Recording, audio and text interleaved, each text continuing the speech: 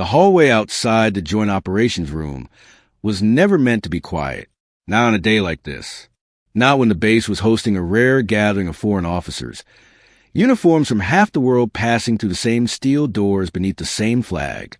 Usually, the wing hummed with constant conversation, shifting boots, clipped heels, papers being shuffled, radios hissing updates. But this morning carried a strange, thick hush. That was the first sign something unusual was about to happen. The second sign was her, a female janitor in her mid-30s, dark hair tied back, plain brown eyes, face half hidden behind the brim of a worn base cap. Moved quietly along the corridor with a mop bucket that squeaked every few feet. The overhead lights flickered across the faded fabric of her coveralls, the kind no one looked at twice, the kind meant to blend into walls, into corners, into memory. She paused to squeeze out the mop, her motions calm, practiced, almost rhythmic, like she'd done this 1,000 times, which she had. But what no one realized was, every step she took, every breath she measured was intentional.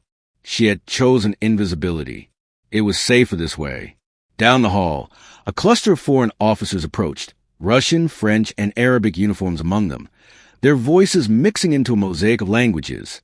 They spoke quickly, sharply, carrying a tension that suggested the meeting they were walking into wasn't merely diplomatic.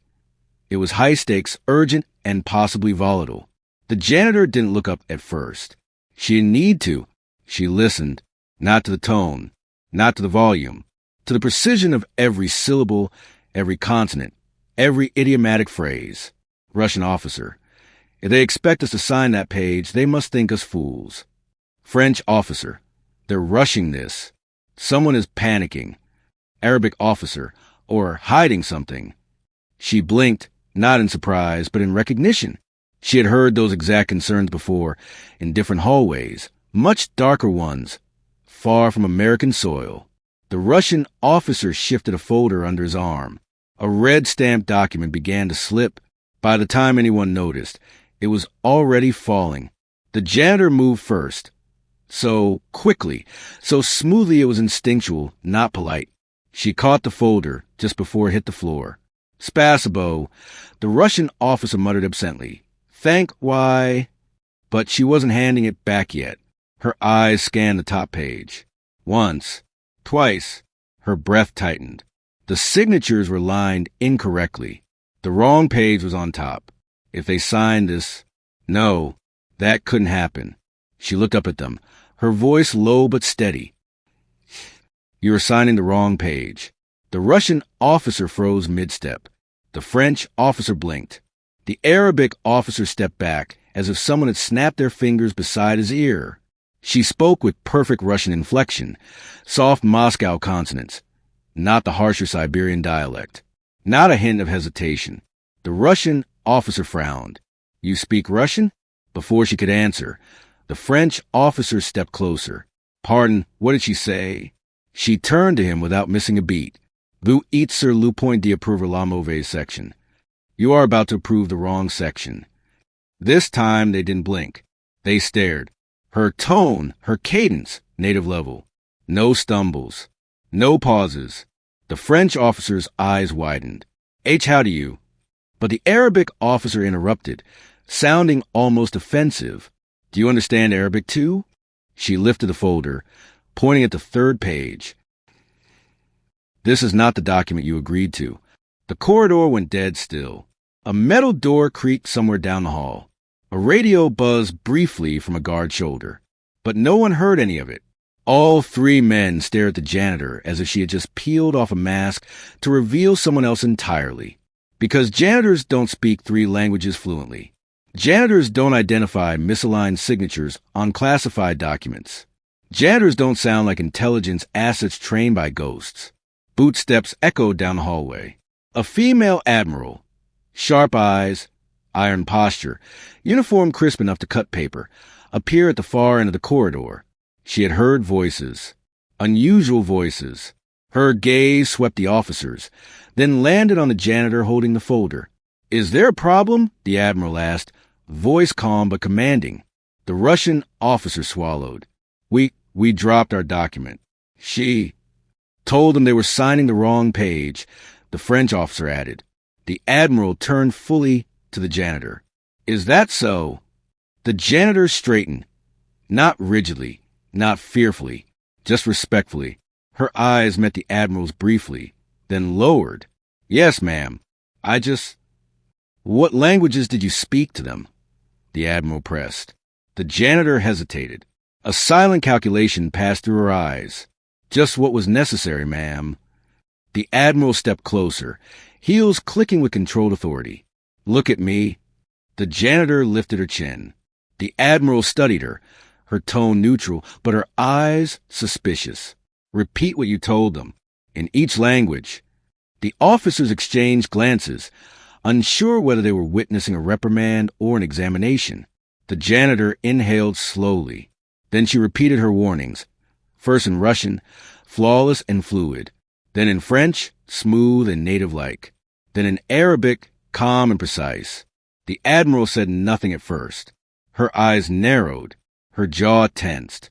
Where did you learn those? She asked quietly.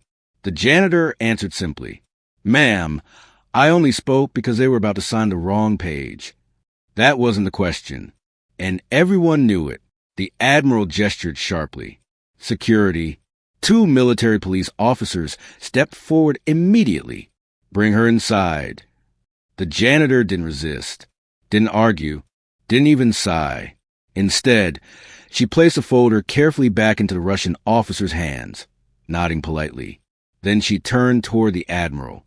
A soldier opened the door to the briefing room, and the admiral walked in. The janitor followed, quiet, steady, like she'd done this before. As the door shut behind them, the whispering began. No janitor learns 9 languages. What the hell was that accent? That wasn't even Google Translate level. She sounded native. She knew the document layout. What kind of janitor notices signature pages? Something's not right. Inside the briefing room, the admiral stood behind a long table, arms crossed. Let's test something, she said. She pointed to a junior officer. Give me a phrase in Mandarin. Something complex. The officer stammered, then complied. The admiral turned to the janitor. Translate it. The janitor did, instantly. Now Swahili. She translated. Korean. Translated again. The admiral's expression didn't change outwardly, but something shifted behind her eyes. A realization. A warning. A memory. No janitor does this. No janitor should be able to do this. Her voice dropped lower, colder. Who trained you? The janitor didn't flinch. No one you can ask about, ma'am. The admiral's breath caught for half a second. Only half. But she covered it with a controlled inhale. She stepped closer. You're coming with me, she said. Then quietly, almost to herself. And we're going to figure out exactly who you are.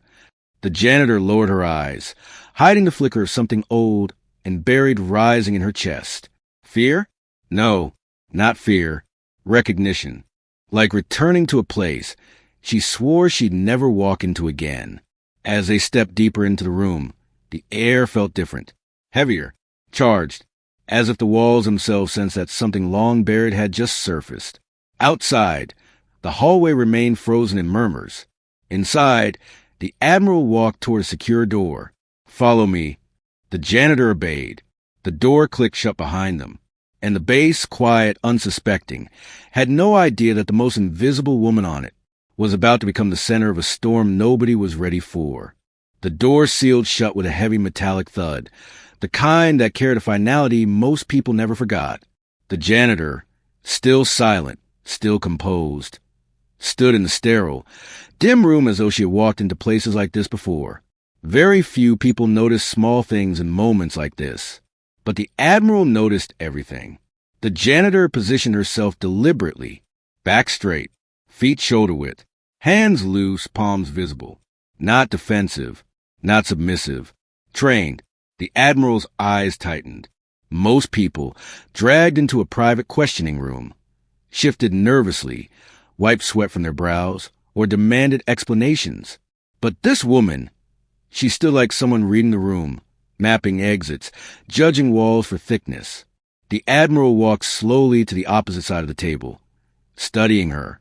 "You're unusually calm," the Admiral said. The janitor's voice remained soft and neutral. "Nothing to be nervous about, ma'am. I haven't done anything wrong." The Admiral tilted her head. "That's what worries me." She turned to the two guards posted at the door. "Outside. Now!"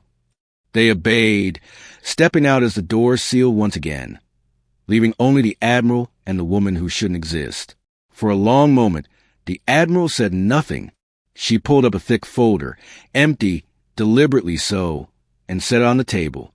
"Let's start simple," she said. "Name, rank, service record." The janitor's hands rested gently at her sides. "I'm assigned to civilian maintenance staff. My badge has all the information you need." The Admiral didn't look at the badge. "I'm not asking about your cover job." The janitor's eyes flicked up, not defensive, just tired. "Ma'am, I've answered everything truthfully." "Truth," the Admiral repeated. "Funny word, isn't it?" She opened the empty folder and pretended to review its contents. Her voice had no anger, just controlled suspicion. "Maintenance personnel do not speak 9 languages. They do not identify classified signature pages. And they don't translate level 5 dialects without pausing." The janitor remained silent. "And they certainly," the Admiral continued, "do not respond like trained field linguists who spent years in hostile zones." The silence thickened. "And they definitely do not stand in interrogation rooms like people who have survived things the rest of us only read in reports." The janitor's pulse didn't change. "Ma'am," she said quietly, "you are reading too much into this." The Admiral leaned in. "No," she whispered. "I'm reading exactly what's in front of me." She closed the empty file and slid it aside. "Who trained you?" The janitor didn't blink. "No one you can ask about." The room held its breath. That answer was not vague, not evasive. It was precise, and it meant only one thing.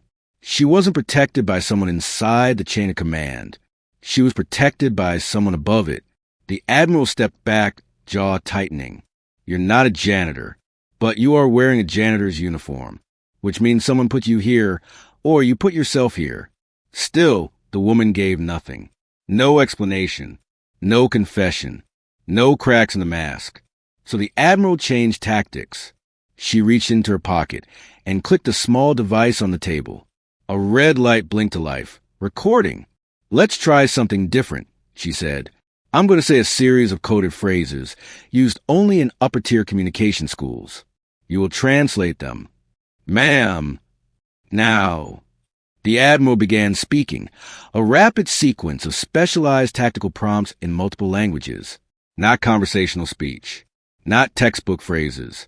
These were high-level operational terms only used in specific theaters overseas. The kind taught only to assets who needed to speak under duress, in smoke-filled rooms, under gunfire, after concussions, during emergencies.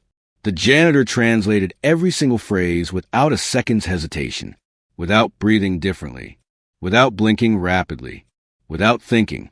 She answered like a reflex. The Admiral cut off the recorder and stared at her. "That wasn't normal language," she said. "Those were Tier 1 operational commands. Where did you learn them?" The janitor's voice lowered. "I told you, ma'am, you can't ask about them." The Admiral folded her arms. "And why not?" The janitor exhaled slowly, a long, controlled release of pressure, like someone choosing the safest version of an answer. "Because the people who train me aren't alive." The Admiral stilled. The janitor continued softly. "And the ones who are don't want to remember." The Admiral felt something cold slide down her spine. Not fear, recognition. She had heard someone speak like that once before. Only once. A long time ago. On a report that no one ever spoke about again. A unit that didn't technically exist. A black ink ghost division.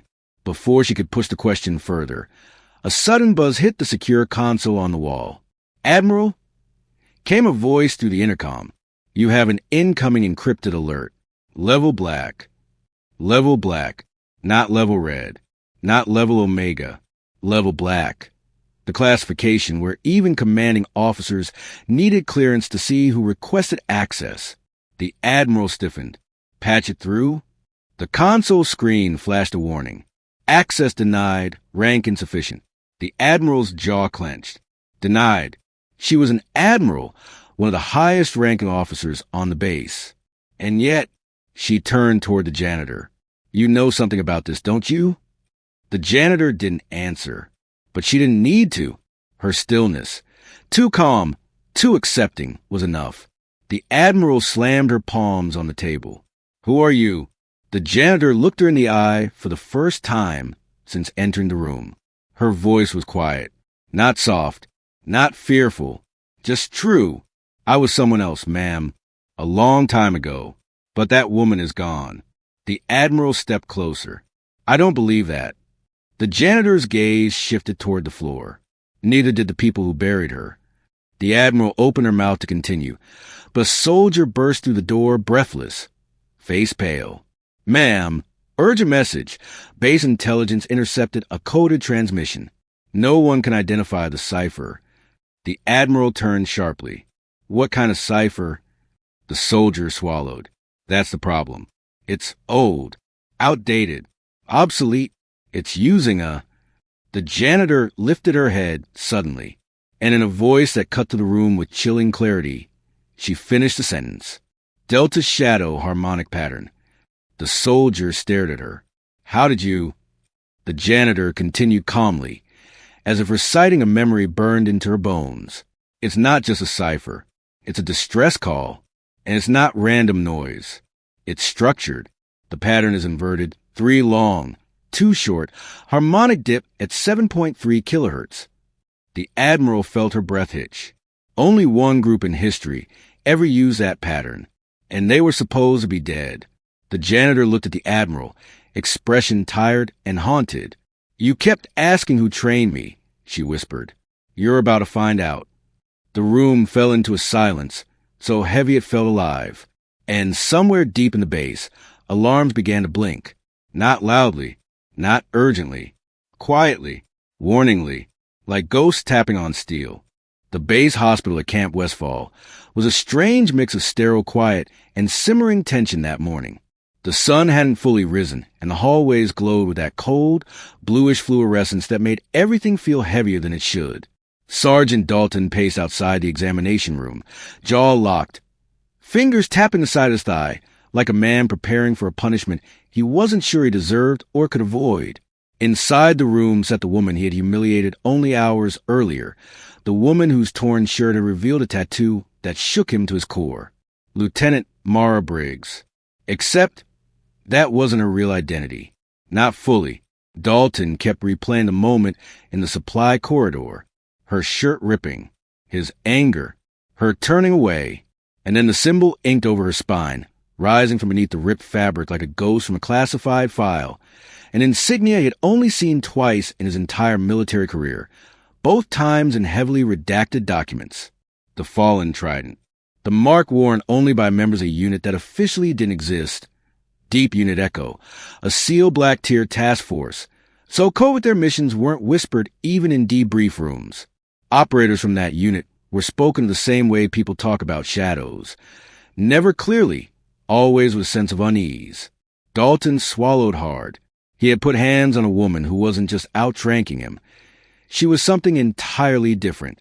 A ghost, a legend, a name that didn't show up on any active roster because she wasn't meant to be found.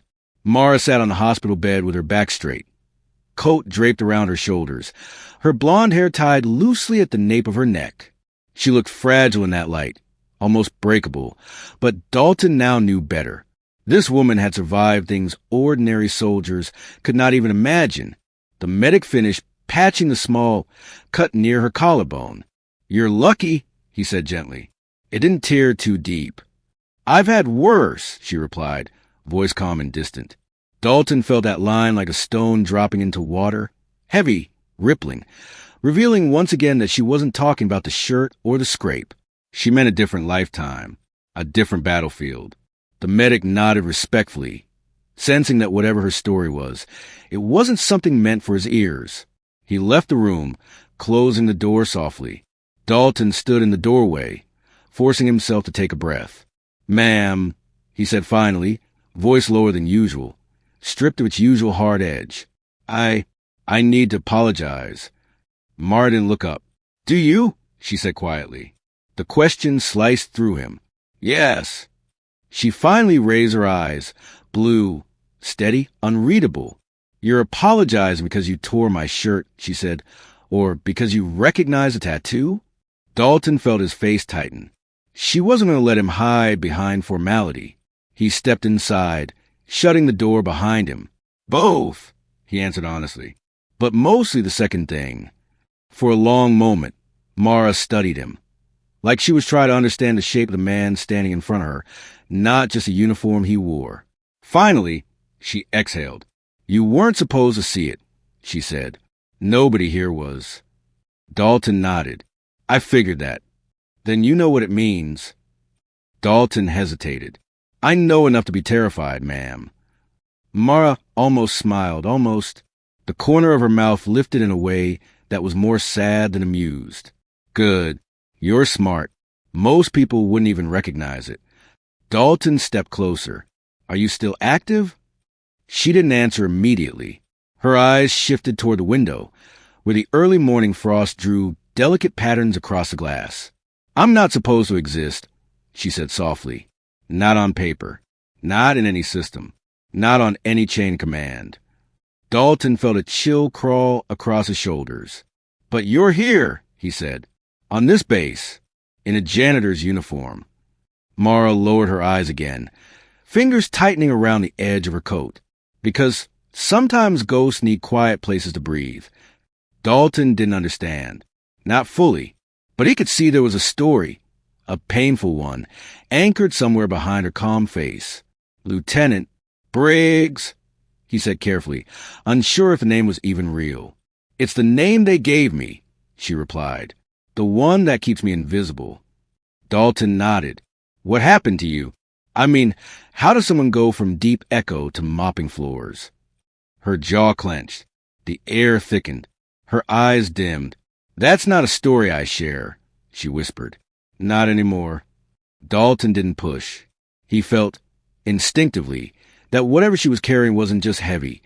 It was dangerous to open, even in words. But he did know this.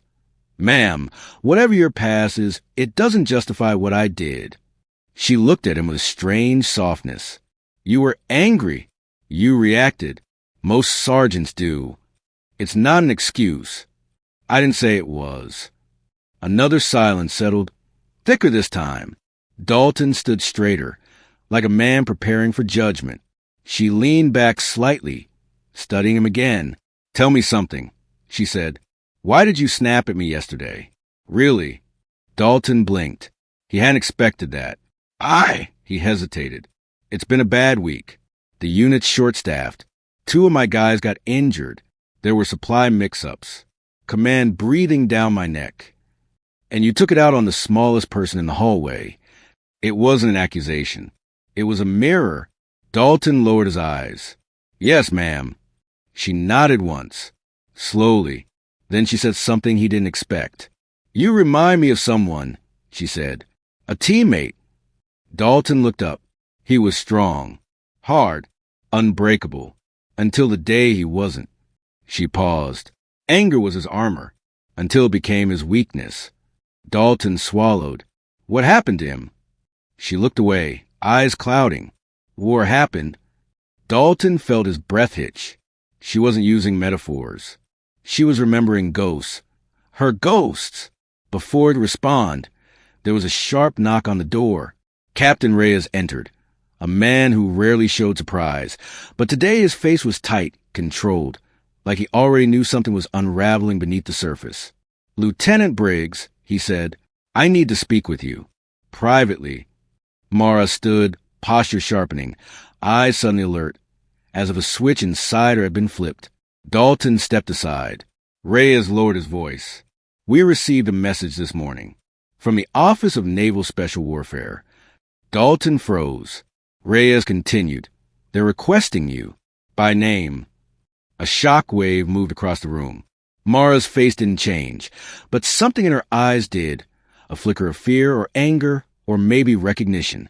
Dalton felt his stomach drop. Requesting her? Why? After all this time? Reyes stepped forward.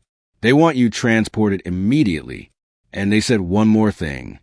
Mara didn't breathe. Reyes cleared his throat. They said the fallen trident is active again. Dalton felt the world tilt. Mara didn't move, didn't blink, didn't even exhale.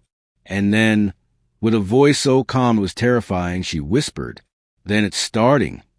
Dalton didn't know what that meant, but he knew one thing. The woman whose shirt he tore yesterday was no longer simply a janitor hiding a past. She was something far more dangerous. And whatever was coming next, he was standing too close to walk away now. The cold morning air outside the hospital hit Mara like a second awakening, sharp and unforgiving. Frost-coated parade grounds, turning every blade of grass into a shard of glass. Camp Westfall was still half asleep, but word traveled quickly on any base, especially when it involved anything from naval special warfare. Marines glanced at Mara as she stepped out onto the walkway, but they didn't stare long. Something in the way she moved made them look away. She carried silence the way other soldiers carried rifles. Sergeant Dalton followed a few steps behind her, unsure why he was moving with her, why he couldn't pull himself away. Maybe it was guilt, maybe fascination, or maybe the realization that the woman he had underestimated, humiliated, was now standing in the center of a storm much bigger than the both of them. Captain Reyes walked on her right, clutching a folded message packet in one hand, the kind that came in encrypted bursts only 3 people on the base had clearance to open. His jaw was tight, not with anger, but with worry. The quiet kind commanders felt when they realized something was slipping beyond their control. Inside the administrative building, the tension thickened. The door closed behind them with a heavy thud, sealing them away from the rest of the world. Reyes placed the message packet on the table. The directive came at 0520 hours, he said. No preamble. No explanation. Mara stared at it, without touching it. They never send explanations. Reyes nodded grimly. They want you transported to Norfolk immediately. A jet is already rerouted. Dalton's pulse kicked. Norfolk was home to Special Warfare Command, a place where careers were made, or erased. And Black Tier units? They didn't call their ghosts back from the dead without reason. Mara finally picked up the message. She didn't open it. She didn't need to. Her fingers traced a seal like one might trace the edges of an old wound. When did they say the fallen trident activated? She asked quietly. Reyes hesitated. 22 minutes before the message reached us. A flicker of pain passed across her expression. So fast Dalton almost missed it. They wouldn't activate it unless... She stopped herself, pressing her lips together. Dalton stepped forward before he could think. Ma'am, he cleared his throat. What is the fallen trident really? Reyes looked at him sharply. Sergeant, that's classified. Mara lifted her hand, stopping Reyes. It's fine. She sat down slowly, like someone who had carried a weight long enough to finally admit it was heavy. The fallen trident, she said, is a retrieval protocol, initiated when a former Deep Echo operator goes dark. Dalton frowned. Goes dark as in missing? No, her voice dropped. As in compromised. Dalton felt something cold crawl down his spine. Compromised how?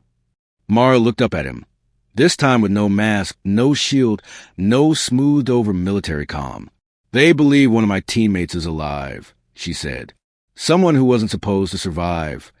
Silence thickened the room. Reyes shifted uncomfortably. Dalton swallowed. The files, they say Deep Echo lost 6 operators in the Black Coral operation.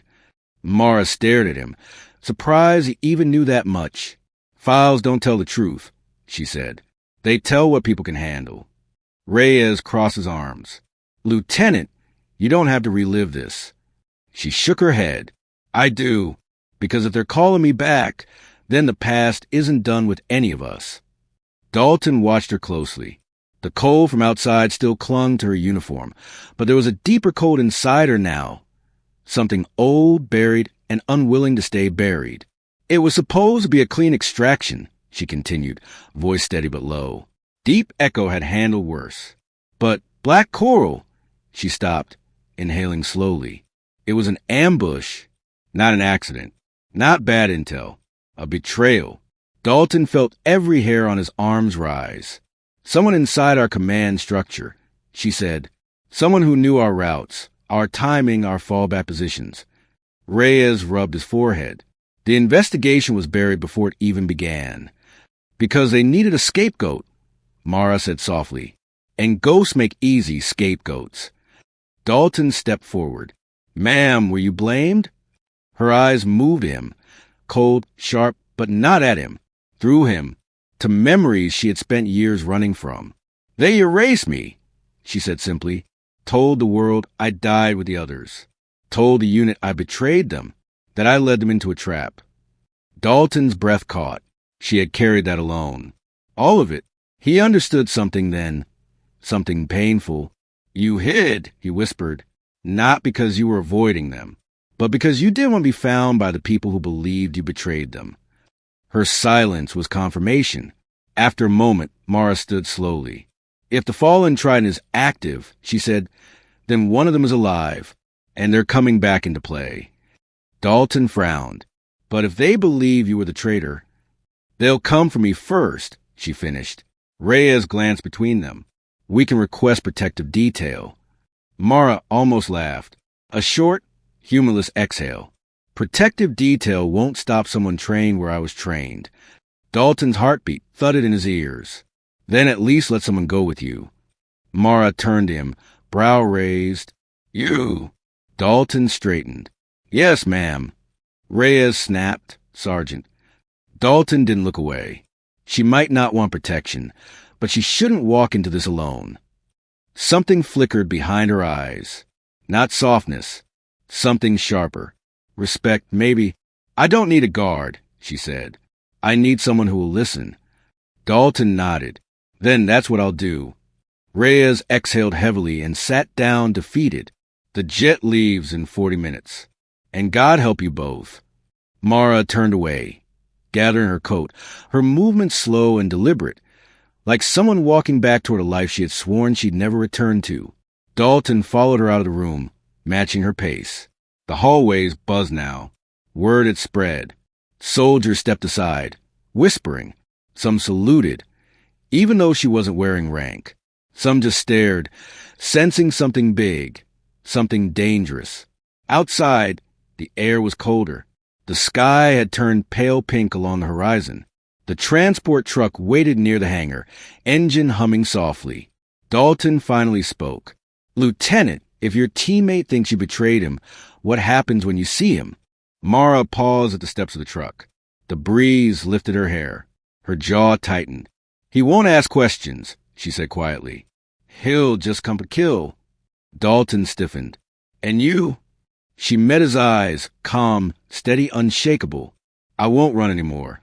Dalton understood then that phase 4 wasn't the height of danger. It was the beginning.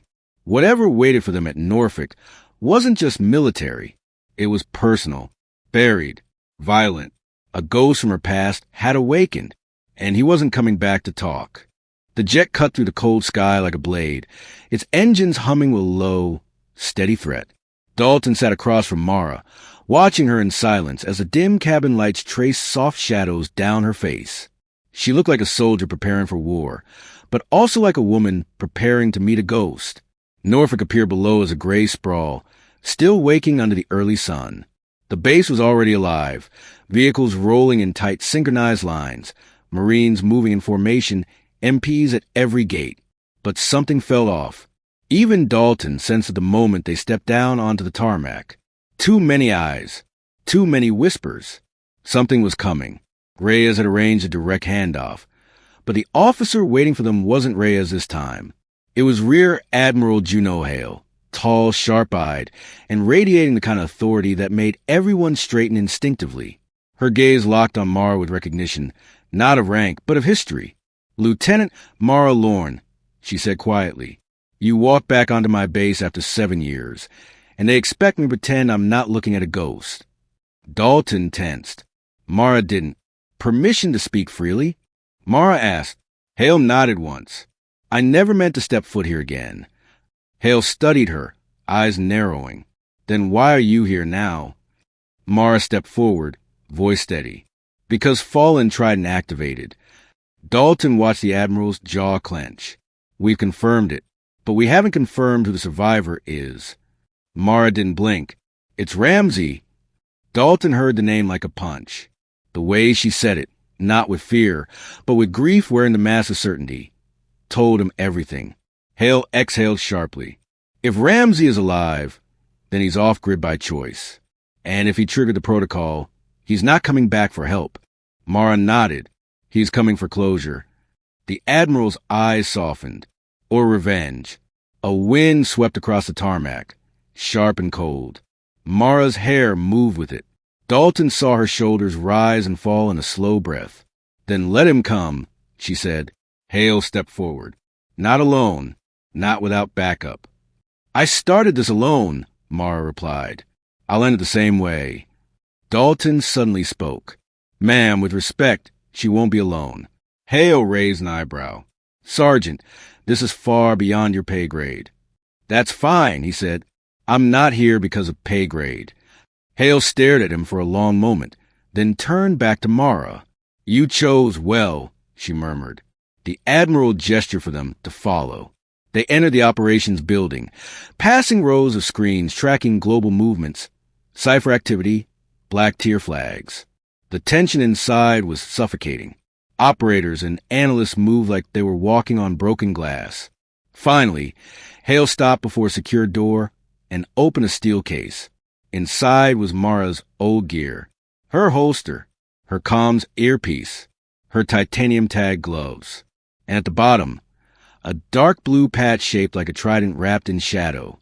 Dalton felt the air leave his lungs. Deep echo.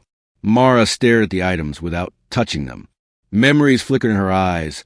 Gunfire, surf breaking against hull plates, whisper-coded transmissions, Ramsay's voice in her headset saying, You lead, I follow, the way he always had. Hale's voice softened. These were classified to destruction. I fought to keep them. Mara swallowed once. Why? Because I knew someday the truth would claw its way to the surface. Hale paused. You were never the traitor, Lieutenant. Dalton watched Mara's composure waver for the first time. Just a flicker. Barely there. But real. Put them on, Hale ordered. Mara stepped forward slowly. She lifted the gloves first. Fingerless, rugged, etched with the scars of missions past. When she slid them on, Dalton swore he felt the room shift. Like the temperature dropped.